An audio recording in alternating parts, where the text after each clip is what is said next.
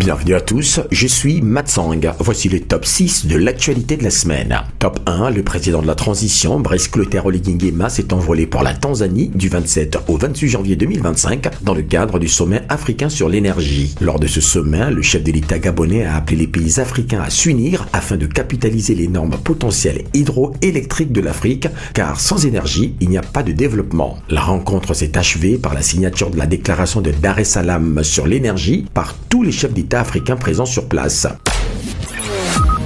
Top 2, rencontre du Premier ministre avec les hauts responsables de l'administration publique, à savoir les inspecteurs généraux et les secrétaires généraux, mardi dernier à l'auditorium à Rambo. Dans un discours ferme, le chef du gouvernement de la transition a appelé les inspecteurs à sortir du circuit de la gestion financière des ministères en leur rappelant que ce n'était pas leur rôle, mais qu'ils étaient plutôt des auditeurs. Il a également exigé un manuel de procédure à ces derniers et un manuel d'organisation avec un système de notation équitable aux secrétaires généraux à rendre dans 60 jours. Dépasser ce délai, ces hauts cadres seraient soumis à des sanctions. Top 3, le Premier ministre a également présidé la célébration de la 19e journée de la protection des données personnelles et de la vie privée, 5e édition. Organisée par l'Autorité pour la protection des données à caractère personnel et de la vie privée, APDPVP, l'événement s'est tenu sous le thème « Les systèmes d'identification numérique intelligents et protection des données personnelles ».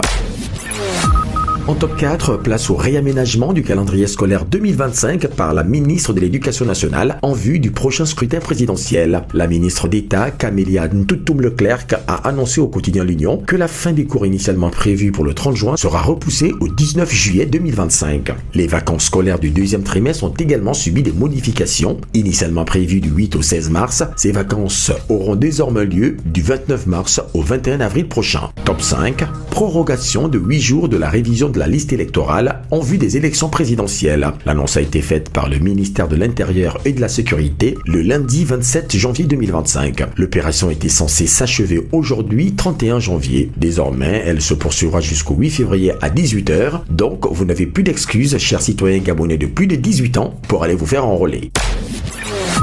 Et pour finir, top 6, le Parti démocratique gabonais, ancien parti au pouvoir et qui a gouverné pendant près de 60 ans le pays, a élu son nouveau président. Il s'agit de Blaise Louembé, ancien ministre sous Ali Bongo Ondimba et trésorier payeur général aussi sous Omar Bongo Ondimba. Et voilà, c'est la fin de cette édition de Matsang. Nous vous souhaitons un agréable week-end. À la semaine prochaine.